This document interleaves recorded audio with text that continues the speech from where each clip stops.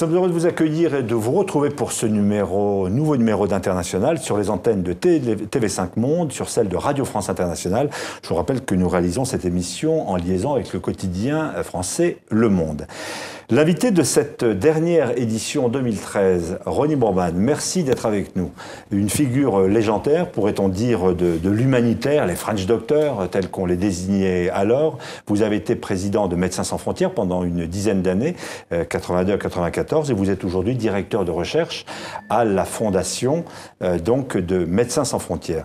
Beaucoup de questions à vous poser sur ces interventions dans le monde entier. Elles sont militaires, elles sont humanitaires, parfois les deux, mais peut-être, ce que l'on pourrait vous demander, c'est si, tout d'abord, ces médecins de l'humanitaire gardent une vraie place aujourd'hui dans nos sociétés. Est-ce que, d'une certaine façon, vous n'avez pas été supplanté par les interventions militaires? Médiatiquement, on vous ressent moins, on vous voit moins. Est-ce que vous gardez la même importance qu'il y a 20 ou 30 ans? Je ne sais pas si nous gardons la même importance du point de vue médiatique, parce que il y a eu un moment, un effet de surprise. Les French Doctors, comme on disait assez lourdement d'ailleurs, enfin disons... Ils ne sont plus que French, les médecins humanitaires. C'est très international aujourd'hui. Oui, c'est largement internationalisé. Mais disons, la médecine humanitaire française, telle qu'elle s'est manifestée dans une situation d'urgence, de guerre, a été un moment, disons, une surprise, quelque chose de nouveau qui apparaissait dans le paysage médiatique. Cet effet de surprise, il s'est nécessairement épuisé. Il n'est plus le même 20 ou 30 ans après. Donc un effet d'habitude aujourd'hui. On est moins surpris de voir des équipes de Médecins sans frontières à Bangui, à Tombouctou, en Syrie, sur les Philippines, mais nous y sommes. Et nous y sommes avec des candidatures pour travailler qui ne se sont jamais démenties, qui sont toujours nombreuses. Nous y sommes avec le soutien du quotidien Le Monde, précisément, et Brune Darroux de Radio France Internationale qui vous pose la question. Alors justement, Ronnie Boorman, pour continuer sur cette thématique, quelque part, est-ce que cette banalisation, en quelque sorte, d'une organisation comme Médecins sans frontières, plus l'internationalisation, est-ce que aussi c'est pas un bon signe? C'est-à-dire que maintenant, effectivement, les opinions sont habituées à ce que vous agissiez sur le terrain, mais ça veut dire aussi que dans la pratique, ça fonctionne. Oui, c'est ça, ça fonctionne, nous sommes acceptés. Écoutez, il s'est passé, il y a une coïncidence d'événements qui me semble très révélatrice de ce que Médecins sans frontières a pris comme place sur le plan international. Nous travaillons en Syrie, entre autres, pas seulement, mais entre autres dans une région qui est contrôlée par une filiale d'Al-Qaïda, une filiale locale d'Al-Qaïda.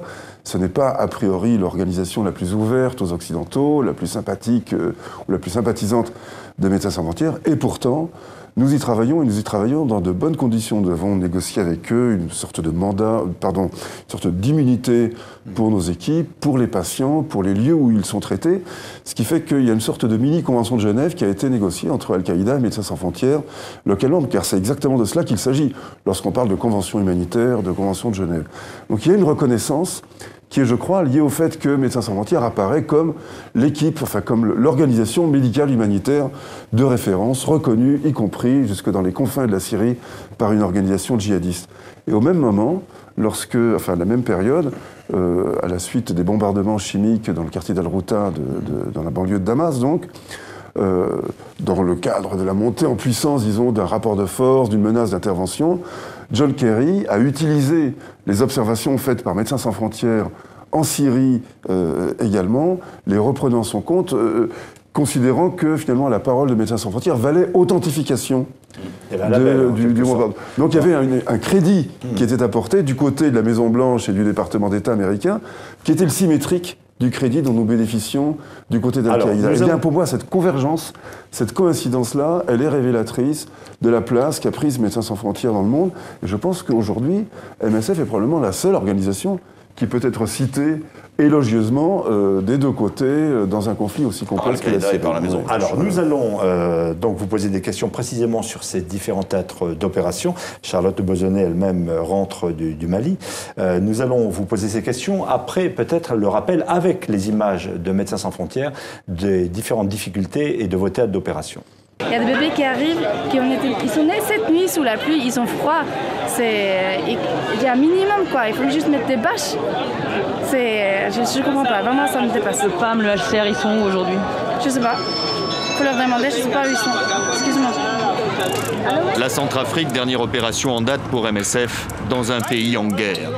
Dans une lettre ouverte adressée aux Nations Unies, l'association dénonce en des termes cinglants l'inaction des grandes agences onusiennes, leur manque de réactivité. Si MSF n'a pas le droit d'intervenir en Syrie, ses médecins opèrent pourtant dans les zones échappant au contrôle des autorités syriennes. C'est un vrai problème parce que la chirurgie de guerre n'est enseignée quasiment nulle part dans le monde. Donc on a des chirurgiens qui arrivent sur le terrain à qui on explique en briefing ce à quoi ils vont avoir affaire et comment il faut traiter ce genre de plaie. En août dernier, l'organisation confirme l'utilisation d'armes chimiques par le régime de Bachar al-Assad. Nous sommes contraints d'arrêter l'intégralité de nos programmes humanitaires en Somalie. La décision a été prise en août dernier après 22 années de présence dans le pays. MSF y est devenu une cible, 16 morts depuis 1997, du personnel enlevé et des autorités somaliennes mises en cause. Les besoins importants nous ont poussés à accepter des risques inégalés et des compromis importants pour apporter assistance à la population malgré notre principe de neutralité et d'indépendance. Indépendante des gouvernements et des institutions, la radicalité de ces engagements dérange. Début novembre, Haiyan, le plus gros, le plus puissant des typhons jamais observés, frappe les Philippines. Le principal défi est d'ordre logistique ou comment soigner dans les zones les plus reculées. MSF est toujours sur place et participe à la remise en état du système de santé. Guerre, catastrophe naturelle, les images marquent les esprits, pourtant d'autres fléaux comme le sida continuent de tuer en masse, en silence. Une nouvelle fois, l'action de MSF ne se résume pas à des soins, l'association veut changer notre vision du monde. La campagne de sensibilisation s'appelle « Voyez ce que l'on voit ». Voilà quelques-uns de vos défis, les théâtres d'opération. On va peut-être commencer par les interventions les plus récentes en Afrique. Charlotte Bonnet, vous rentrez précisément de ces pays. Question à Ronnie Broman. Oui, Monsieur Broman, vous étiez assez réservé sur l'intervention française au Mali. Aujourd'hui, les groupes djihadistes sont affaiblis. Le pays a organisé des élections présidentielles et législatives réussies. Est-ce que finalement, ce n'était pas la solution? On rappelle qu'il y avait un risque, en effet, de partition du Mali. Non, je voudrais corriger ce que vous avez dit. Je n'étais ni réservé ni enthousiaste dans la mesure où j'ai décidé, pour des raisons de sécurité liées à la situation spécifique du Mali aux équipes de Médecins sans frontières qui se trouvaient dans le Nord, de ne rien dire ni pour ni contre. Et donc j'ai refusé toutes les interventions qui m'ont été, les interventions médiatiques, pardon, qui m'ont été proposées par crainte d'envenimer les choses, de rendre la situation plus difficile. Mais disons, à titre personnel, et d'ailleurs c'est encore à titre personnel que je m'exprime aujourd'hui, je ne suis mandaté par personne, notre discussion reflète mes opinions personnelles. Oui, je crois que cette intervention était justifiée, avec un certain niveau d'incertitude, car nous ne savons pas exactement quelles étaient les intentions des groupes qui s'étaient rassemblés à la lisière du Nord et du Sud. Est-ce qu'ils allaient attaquer Bamako? Est-ce que c'était une position de... Voilà, on l'aurait peut-être su trop tard. Il y a des moments d'incertitude, il y a des paris politiques, c'est ça la politique.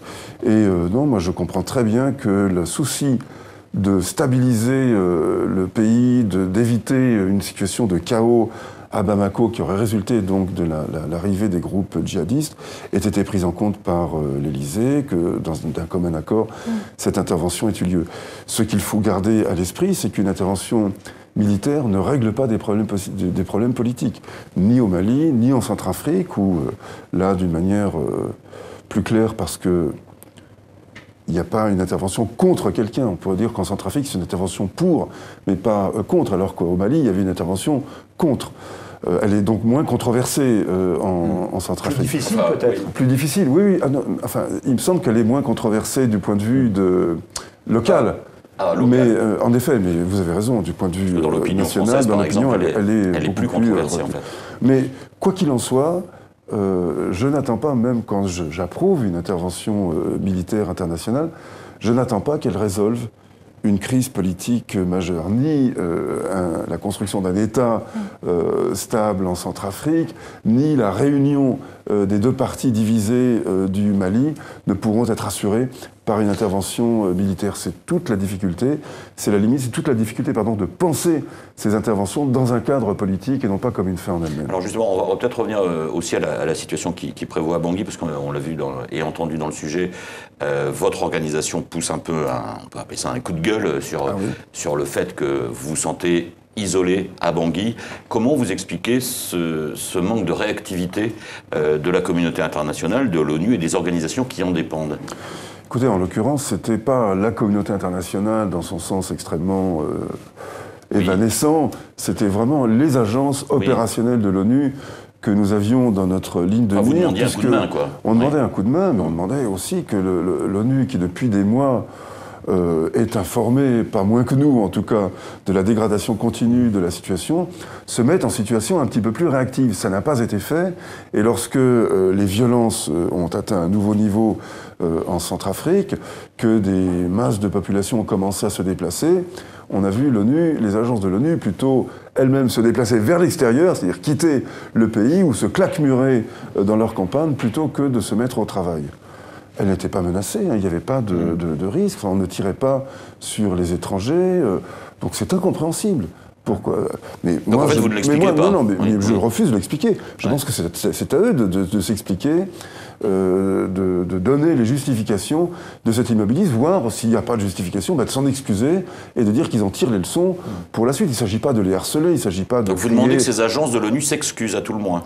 Écoutez, je ne veux pas faire de petites phrases, là, c'est pas vraiment la question, mais je pense qu'elles ont un devoir de s'expliquer, de rendu de compte. Enfin, leurs fonctionnaires sont tout de même payés correctement, leurs installations sont plus que décentes dans ces pays, ils ne sont pas là pour regarder ce qui se passe, ils sont là pour agir. Alors on attendait d'elles qu'elles agissent. Médecins sans frontières s'est effectivement trouvé seul, passablement débordé par une situation qui semblait s'aggraver et qui d'ailleurs ne s'apaise pas pour là l'instant. Où nous parlons, ça s'améliore un peu ou ça reste toujours très...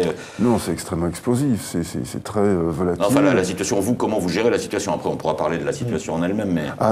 Nous arrivons à travailler. Ça, c'est tout de même à saluer. Et d'ailleurs, c'est aussi parce que nous arrivons à travailler que nous considérions que les agences des Nations Unies pouvaient également travailler. Nous ne sommes pas pris à partie, nous ne sommes pas menacés. Naturellement, il y a un certain danger à travailler dans une situation explosive. Vous pouvez prendre des mauvais coups, vous pouvez prendre toutes sortes de mauvais coups, mais enfin, il y a des risques à prendre lorsqu'on est engagé dans ce type d'action. Médecins sans frontières opère, soigne, a réussi à se déployer dans plusieurs régions du pays. Nous sommes maintenant à plus d'une centaine d'expatriés qui se sont disposés dans diverses régions du pays, certaines où nous étions déjà, d'autres où nous avons ouvert de nouveaux programmes. Le travail est bien fait, c'est-à-dire qu'il est respecté. Nous travaillons dans des conditions à peu près acceptables. Alors pourquoi les agences de l'ONU, je reprends la question de Bruno, pourquoi est-ce qu'elles ne sont pas là ? Il y a une inquiétude pour le personnel. Je vous engage à leur poser la question. Moi, je ne peux pas répondre à leur place, et ce n'est pas pour moi une façon détournée de le faire. Est-ce que les agences de l'ONU considèrent que la paix est l'unique contexte dans lequel elles peuvent travailler ? Après tout, l'ONU est une organisation de paix qui, d'une certaine manière, s'aveugle à la guerre délibérément. Les casques bleus aussi, puisque par définition, ils interviennent sur des situations de conflit. Les casques bleus s'appellent soldats de maintien de la paix, y compris lorsque la paix n'existe pas. Donc il y a une sorte de culture de l'action en situation de paix et de refus d'action en situation de conflit qui a sans doute joué dans ce Vous voulez dire comme ça, c'est un début d'explication. C'est parce que les agences de l'ONU estimeraient qu'on était dans une situation de conflit à Bangui, qu'en fait, elles auraient décidé de se retirer. C'est un début, disons, d'analyse de leur immobilisme, même pas d'explication. Autre élément de polémique, c'est la présence de la France. C'est moins ça qui est polémique que le fait qu'elle y soit seule, régulièrement seule. La France a raison parfois d'être seule, ou dans le cas présent, vous estimez qu'elle se fragilise ? La France est militairement seule. Pour l'instant, politiquement, non. L'action de la France est soutenue partout. Si vous voulez, les Américains en Irak, en 2003, étaient seuls. Oui, en effet, les Israéliens... il y avait la Grande-Bretagne, il y avait l'Espagne, il y avait un peu d'Italie, il y avait... Oui, c'est ça, il y avait un petit assortiment qui mettait un peu de piquant, mais elle était effectivement seule. Le monde entier a condamné cette intervention. Aujourd'hui, ça n'est pas le cas du tout pour la France, ni en Centrafrique, ni au Mali. Elle est politiquement soutenue, mais on peut déplorer, et c'est mon cas en effet, qu'elle soit militairement, techniquement aussi seule. Oui, l'Europe s'est mise aux abonnés absents, c'est quand même triste. Et vous estimez aujourd'hui que cette intervention, elle est susceptible de régler les problèmes en Centrafrique? Ah non. Non, certainement pas. Il n'y a aucune chance de ce point de vue-là. C'est même pas. Je n'attends même pas. C'est quoi? C'est une opération de police alors? C'est quoi? Oui, c'est une opération qui est, disons, de stabilisation, de sécurisation. Une opération qui a aussi une dimension humanitaire. Il y avait déjà des troupes françaises en Centrafrique. Il était difficile, voire même peut-être impensable, qu'elles restent cantonnées dans leur casernement, dans leur campement, alors même que des violences étaient en train de se déployer, d'exploser dans le reste du pays. Donc il y avait une sorte d'obligation d'intervention. On n'est jamais totalement obligé. Il aurait été possible de le faire. Il faut être extrêmement discret, parce que certains disent que le fait qu'on ait connu un peu à l'avance le principe de l'intervention française à Bangui, en fait, a décuplé les violences. C'est-à-dire que chaque camp, oui, en effet. Chaque camp essayant de se positionner en fait dans un espèce de rapport de force un peu morbide avant l'arrivée des troupes françaises. C'est en effet la question qu'on doit se poser. Je ne peux pas y répondre. Il y a quand même une dimension d'expertise politico-militaire que je n'ai pas, en l'occurrence, mais on ne peut pas manquer d'être frappé par l'annonce des troupes françaises, le délai qui se déroule entre cette annonce et leur arrivée effective constitue une sorte de fenêtre pour un certain nombre de crimes qui ont été commis entre-temps, et on peut se demander si ça n'a pas amplifié et accéléré la commission des crimes que d'avoir annoncé un petit peu à l'avance. C'est malheureusement le genre de leçon qu'on tire après coup. On est plus intelligent après les faits qu'avant. Il n'en reste pas moins que cette intervention me semble justifiée, et notamment du point de vue des musulmans. Parce qu'en tant que minorité, ils sont aujourd'hui les plus menacés. Donc quand on entend certains musulmans craindre que la France intervienne auprès des chrétiens pour accentuer les crimes, il faut absolument... Ces remarques sont sans doute sincères. Ce dont ils se défendent. Ce dont la France se défend. Bien sûr. Mais naturellement, parce que je crois que c'est vraiment pas du tout à l'ordre du jour. On ne peut pas prêter ce genre de pensée au gouvernement ou à l'armée. Mais en tout cas, ça circule. Donc il y a des malentendus à rétablir. Et il faut quand même que chacun comprenne qu'il n'y a pas d'ennemis et que c'est plutôt enrayer la spirale des violences que se battre contre quiconque qui est à l'ordre du jour là-bas. Mais là, ça fait donc déjà, je ne sais pas exactement, deux semaines que les troupes françaises sont sur place. On a constaté encore, selon les dernières informations, la sécurité, pour autant, n'est pas encore complètement rétablie à Bangui, dans certains quartiers, notamment dans le nord. C'est encore violent. Est-ce que même des troupes françaises comme ça peuvent réussir vraiment à calmer totalement la situation ? Mais je ne sais pas, je n'en sais rien. Seul le résultat le dira. Certains disent qu'un effectif aussi faible ne peut pas vraiment changer le cours de l'histoire en train de se dérouler en Centrafrique. Moi, je n'ai pas les moyens, je suis attentif à ce genre de remarques. On dit qu'il faudrait 10 000 hommes, il y en a 2 fois moins. Ouais, enfin, il y a 1600 Français, et puis il y a des forces africaines qui sont peu équipées, mal entraînées. Et pour certaines suspectes, les Tchadiens ne sont pas accueillis à bras ouverts dans l'ensemble du pays, c'est le moins que l'on puisse dire. Reste que, de toute façon, quoi que l'on pense des capacités que peuvent se donner, que peuvent entraîner ces troupes franco-africaines, la situation politique en Centrafrique ne sera pas résolue par leur présence. Ils peuvent tout au plus contribuer à enrayer la montée vers les extrêmes, tenter d'apporter une sorte d'arbitrage, de couverture sécuritaire à des discussions, à un apaisement de la situation, mais la reconstruction d'institutions étatiques, de l'organisation d'élections libres, la mise en place d'un système de santé, d'une administration, tout ça, ce ne sont pas les militaires étrangers, ni français ni africains, qui vont le faire. Ce sont les Centrafricains et c'est l'aide internationale qui leur sera apportée. Ronnie Broman, nous avons beaucoup d'autres questions à vous poser sur d'autres crises dans le reste du monde, mais tout d'abord ce point de l'actualité sur les antennes de RFI et sur celles de TV5 Monde. Suite d'International, vous êtes toujours sur les antennes de TV5 Monde, sur celle de RFI, émission réalisée en collaboration avec le quotidien français Le Monde. Notre invité aujourd'hui, Ronnie Broman, ancien président de Médecins Sans Frontières et directeur de recherche à la Fondation de Médecins Sans Frontières. On vient de parler, avant cette pause de l'actualité, de 2 pays d'Afrique, le Mali et la République centrafricaine. On le voit avec ce flash d'information, on a le sentiment que toujours un pays arrive pour malheureusement vivre une crise, c'est le Soudan du Sud. En quelques semaines, on allait presque dire dans l'indifférence internationale, près de 500 morts. C'est la crise d'après. C'est une crise qui est déjà en... C'est une guerre civile potentielle. Oui, c'est une guerre civile potentielle. Potentielle tout de même, elle n'est pas encore... Pour l'instant, ce sont des affrontements localisés, mais enfin, ils prennent une dimension politique avec l'arrivée de Riek Machar et sa tentative explicite, sa volonté explicite de renverser le gouvernement de Salva Kiir, de prendre sa place. Donc là, on est au bord du précipice. L'influence des Américains est très grande dans cette région. Après tout, ce sont eux qui sont à l'origine du détachement d'un tiers du pays et de sa constitution en un nouvel État souverain. Je rappelle, c'est quand même un événement considérable. C'est la première fois depuis la décolonisation qu'une nouvelle frontière est tracée, puisque on peut considérer que l'Érythrée était déjà une frontière existante avant le processus de décolonisation. Donc c'est vraiment la première fois. Il est d'ailleurs à noter, et ça peut quand même... on doit garder cela en tête. C'est le deuxième pays qui est détaché de son appartenance à partir d'une grande opération qualifiée d'humanitaire.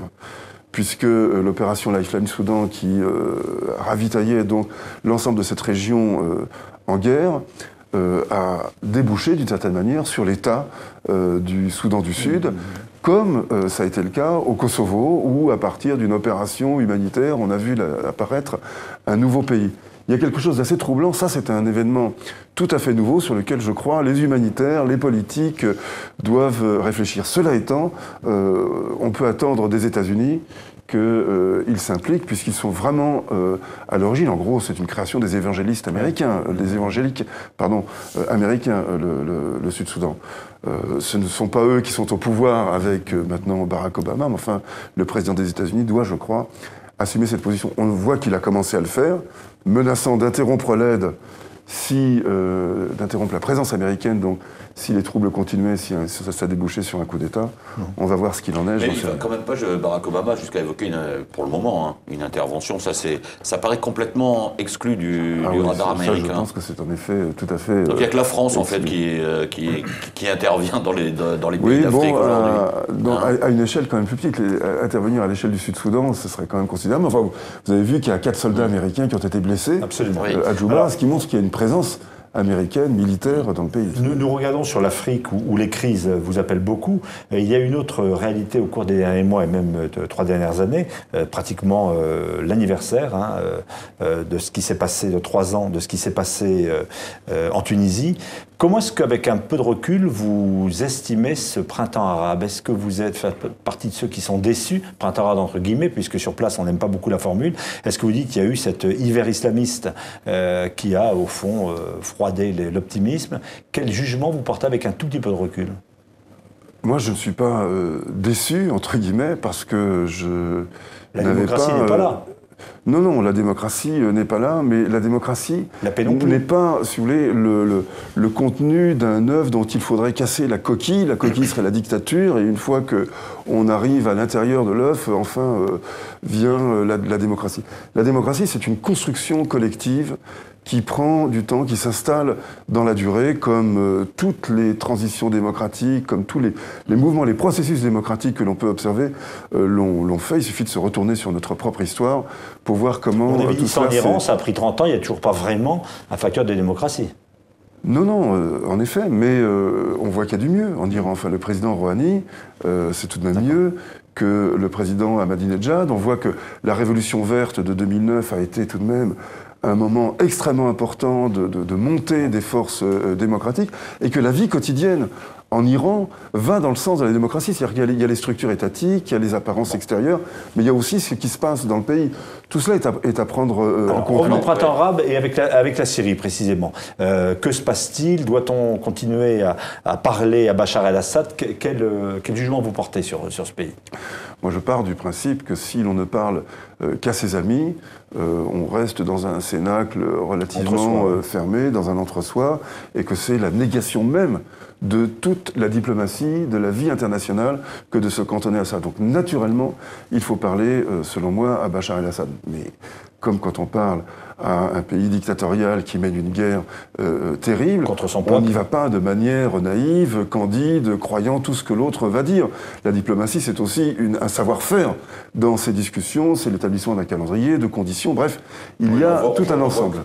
On voit que c'est très compliqué à établir ce calendrier, sa diplomatie. Il doit y avoir de la fameuse réunion de Genève 2 fin janvier. On ne sait pas si ça va se tenir, puisque l'opposition continue à poser comme précondition le départ de Bachar al-Assad. Oui, je pense... Le règlement politique paraît extrêmement compliqué à l'heure qu'il est. On comprend bien pourquoi l'opposition, je ne veux pas avoir un point de vue surplombant, regardant depuis Sirius, toutes ces affaires-là. Les atrocités qu'a commises le régime de Bachar el-Assad, sa responsabilité absolument centrale, voire unique, dans le déclenchement de ces violences, puisque ce sont non seulement des exactions atroces qui ont été commises, qui ont entraîné ces premières manifestations, mais c'est ensuite la répression de ces manifestations pacifiques qui a déclenché cette espèce de spirale ascendante de violence. Et tout cela, c'est au régime qu'on le doit, qui a joué la politique du pire pour avoir en face de lui effectivement des groupes radicaux face auxquels maintenant Charlotte Rosenet, Le Monde. Mais est-ce que ce qui a été obtenu, à savoir le fait que l'arsenal chimique ait été neutralisé, ça vous paraît être un début, en tout cas, pas de solution, mais aller vers une solution peut-être politique? Non, à vrai dire, je l'ai cru à un moment, mais ça n'est plus le cas maintenant.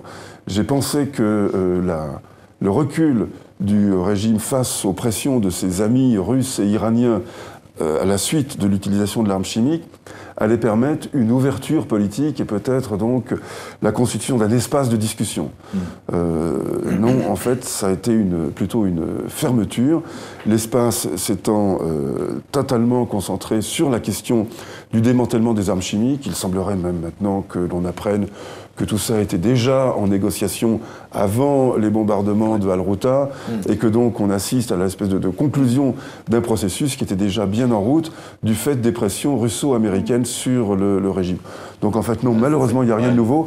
La guerre conventionnelle continue, les atrocités continuent. Vous faites partie de ceux qui disent qu'en quelque sorte l'arbre chimique cache la forêt des armes conventionnelles, quoi. Enfin bon voilà, oui, on a focalisé sur les armes chimiques et en attendant les atrocités commises par des armes conventionnelles se poursuivent. Oui, mais je ne veux tout de même pas passer par pertes et profits ce démantèlement. Je pense que c'est important. Les armes chimiques sont des armes d'épouvante, sont des armes d'une atrocité particulière, accrue, augmentée par rapport à des armes conventionnelles. D'ailleurs, la terreur qu'elles inspirent le montre bien. Le fait que ce régime, au-delà ou par-delà les crimes de masse qu'il commet quotidiennement, ait accepté un démantèlement. Mais est-ce que c'est pas une habileté diabolique en fait? Si, il y a quelque chose de diabolique. Mais la manière dont le régime, très très habilement, a joué ce dossier des armes chimiques qui fait que le jour où on est arrivé à un accord là-dessus, on lui a presque donné un gage de respectabilité. Oui, il est redevenu le bon élève de la classe internationale dans cette région qui manque de bons élèves, en effet. Donc il y a quelque chose d'une réussite. Mais je pense qu'il ne faut peut-être pas prêter plus aux dictateurs, même lorsqu'ils font preuve d'intelligence et de discernement, plus que ce que l'on peut prêter à quiconque. Les conséquences à moyen terme de ce démantèlement, de cet accord de démantèlement des arsenaux chimiques syriens ne sont pas encore en vue. Peut-être qu'elles seront beaucoup plus positives que cela, que la jurisprudence concernant la possession d'armes de terreur va commencer, et la Syrie n'est pas la seule à détenir. Les Israéliens en détiennent. Est-ce que les pressions sur l'Iran vont entraîner aussi un processus vertueux pour démanteler ces arsenaux de terreur nucléaire, chimique? Peut-être que tout cela reste tout de même à l'ordre du jour, qu'il ne faut pas entièrement désespérer du moyen terme. Mais à court terme, il est clair que la situation a été verrouillée de ce point de vue-là. Et juste pour terminer peut-être sur la Syrie, presque 3 ans quand même après le début, pour le coup, de cette guerre civile, parce que là on peut parler de guerre civile, quel regard, Ronnie Browan, portez-vous sur le rapport de force? Parce que d'un côté on a l'impression d'un régime qui tient le coup, aidé par les Russes, et de l'autre, une opposition qui s'islamise de plus en plus. Je ne sais pas si l'opposition s'islamise de plus en plus. Les derniers chiffres montrent qu'il y a à peu près la moitié maintenant de l'opposition qui est tenue par des djihadistes. Mais bon. Oui. Mais c'était 10% au début. En effet, mais il y a une montée en puissance militaire des groupes djihadistes. parce que l'option militaire les favorise. Par nature, des groupes radicaux, extrémistes, sont toujours plus à l'aise lorsqu'il s'agit de manier le fusil que de s'atteler à la constitution d'un compromis. Moi, j'avais, quand j'ai constaté qu'il y avait un changement stratégique de la part de l'opposition et le passage depuis une politique d'autodéfense des manifestations de masse à une stratégie de renversement militaire du pouvoir, je comprenais du fait des agressions continuelles dont elle était l'objet, je comprenais cette décision de l'opposition, mais je ne l'ai jamais approuvée, si tant est qu'une approbation vue de l'extérieur a la moindre importance. Mais disons, dans une discussion comme ça, ça vient à propos. Je pense qu'entrer dans le cycle de la violence et utiliser les mêmes armes que le régime débouche vers une sorte de suicide national où il ne peut plus y avoir aucune victoire, mais simplement un ensemble de décombres, quoi. Et c'est sur ces décombres-là que l'on va devoir reconstruire. Est-ce que vous pensez que les frappes ciblées qui avaient été évoquées à un moment auraient pu permettre de changer ce rapport de force ? Non, je ne crois pas. Je pense qu'il était nécessaire de les évoquer après les bombardements chimiques pour marquer l'importance de cet événement, à savoir l'utilisation massive d'armes chimiques contre des populations civiles en l'occurrence, mais contre des militaires n'aurait pas fait la moindre différence à mes yeux. Donc cet emploi devait être marqué par la réaction d'organisations internationales ou de pays. Il est bon que cette réaction n'ait pas été transformée en une intervention, mais soit restée sur le plan politico-diplomatique.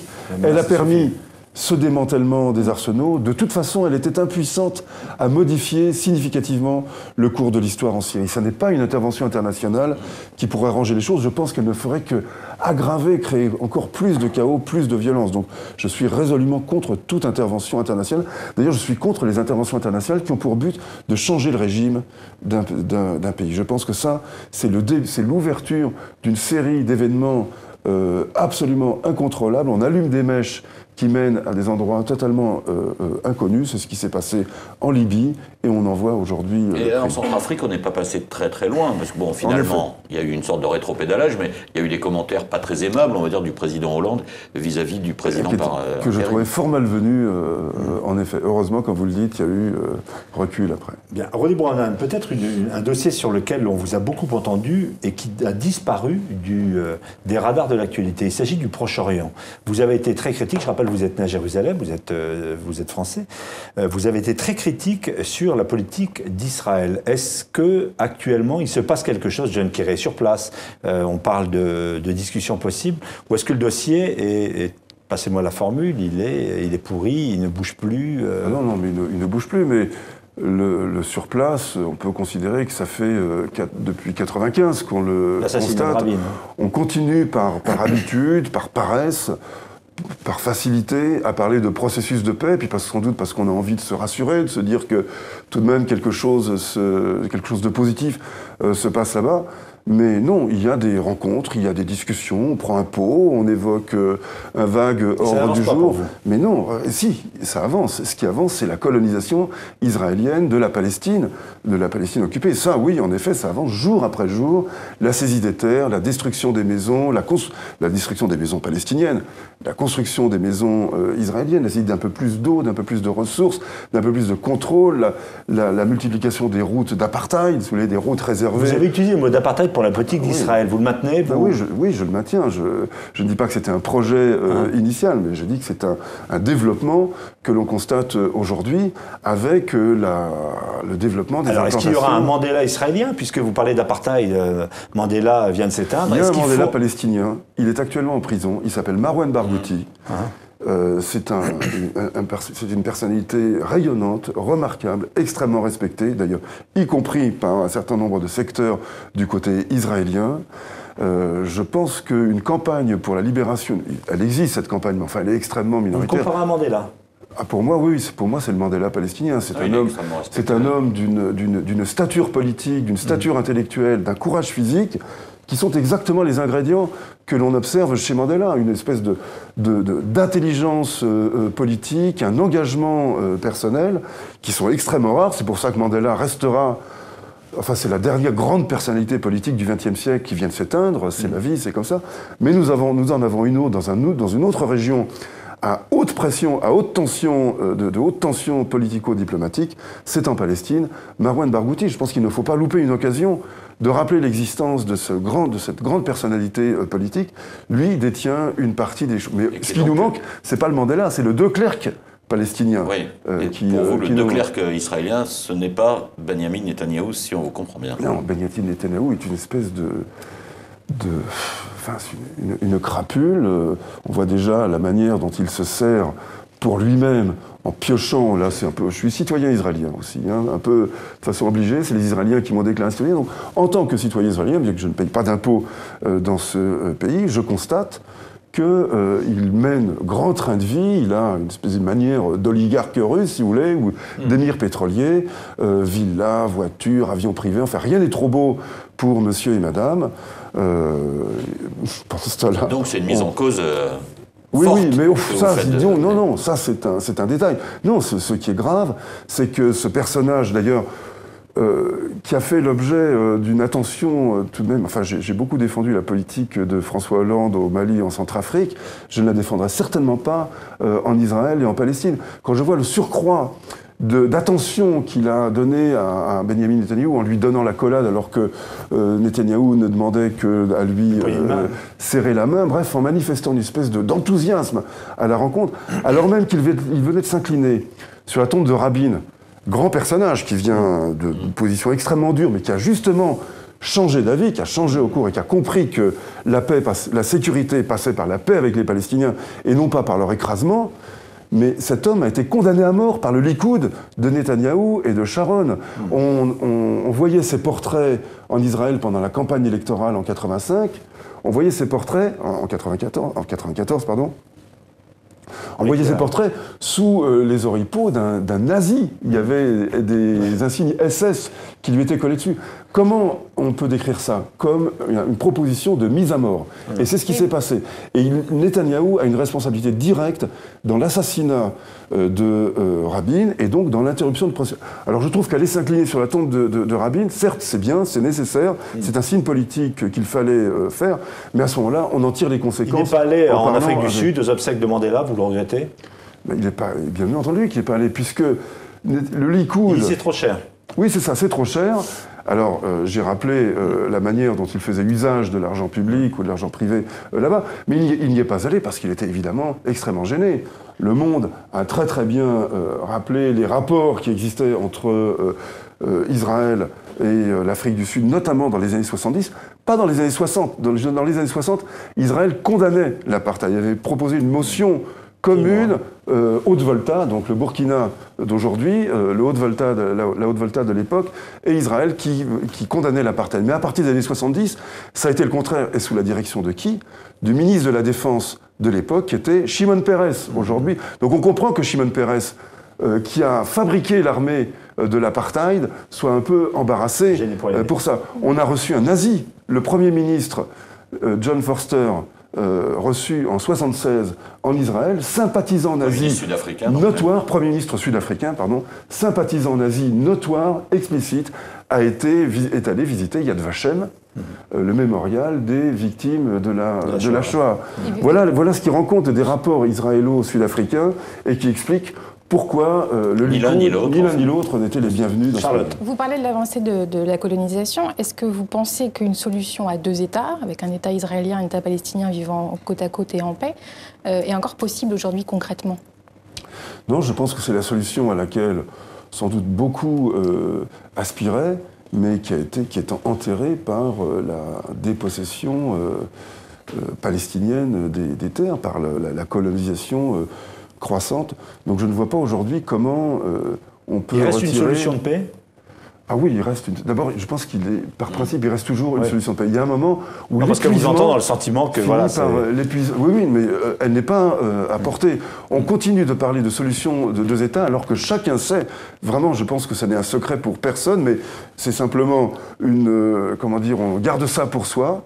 Chacun sait qu'elle est aujourd'hui territorialement impossible. Donc il existe aujourd'hui une situation d'un État unique, entièrement dominé par Israël entre la Palestine et entre la Méditerranée et le Jourdain. C'est cet État unique qu'il convient de démocratiser. C'est pour ça qu'on peut parler aujourd'hui d'apartheid de fait, même si ce n'était pas un projet, c'est une réalité sociale et politique sur le terrain. Il va falloir la dépasser. Je pense que c'est par un partage intelligent de cette terre plutôt que par une recherche de division territoriale qui semble aujourd'hui hors de portée. Elle l'était peut-être dans les années 90, elle ne l'est plus aujourd'hui. Sur Benjamin Netanyahou, est-ce que vous pensez qu'en fait, il est, je ne sais pas comment dire, moi, le serviteur, enfin, il est au service d'une sorte d'idéologie ou de stratégie israélienne qui est justement de faire semblant régulièrement de rouvrir des négociations avec les Palestiniens tout en sachant que ça ne mènera nulle part, et pendant ce temps, sur le terrain, on continue à rendre impossible géographiquement la mise en place de 2 États. Tout à fait, je pense que c'est exactement ça. Est-ce que vous pensez qu'il y a une stratégie, en fait, de la part de certains courants politiques israéliens, de se dire on voit à 5, 10, 15 ans, régulièrement on va faire semblant de discuter, et puis... Mais je n'ai pas besoin de le penser, il suffit de les écouter.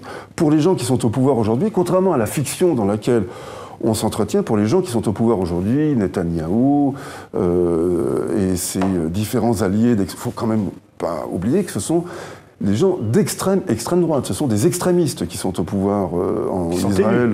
Qui sont élus démocratiquement. Oui, on peut être extrémiste et élu. La preuve, Israël et quelques autres d'ailleurs. Israël n'est pas le seul dans ce cas-là, mais enfin, c'est là.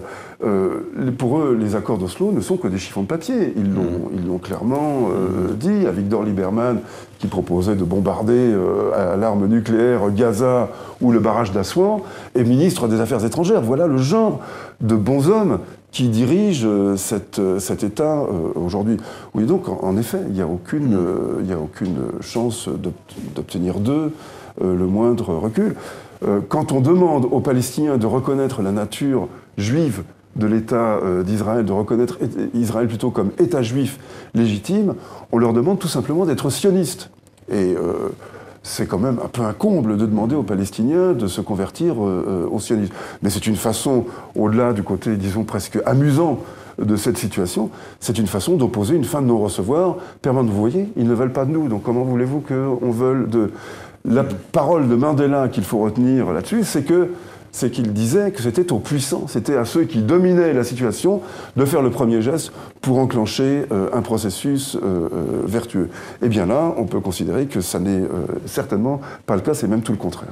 Nous arrivons pratiquement au terme de cette émission. Nous avons beaucoup parlé de géopolitique. Il y a une autre crise mondiale actuellement, avec ce qui s'est passé en Philippines. On ne sait pas exactement le nombre de milliers de morts. Est-ce que là, vous gardez une pertinence? Est-ce que la solidarité, est-ce que les fonds internationaux permettent encore à des ONG telles que les vôtres d'agir?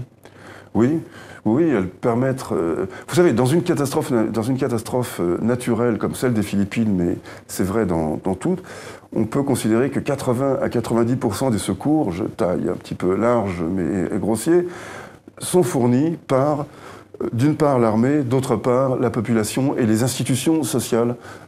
C'est vraiment un chiffre que l'on retrouve partout. Donc, le rôle de la communauté internationale, il est double. D'une part, d'apporter des secours dans les marges qui ne peuvent pas être prises en charge par les secours locaux. D'autre part, d'aider ultérieurement à la reconstruction.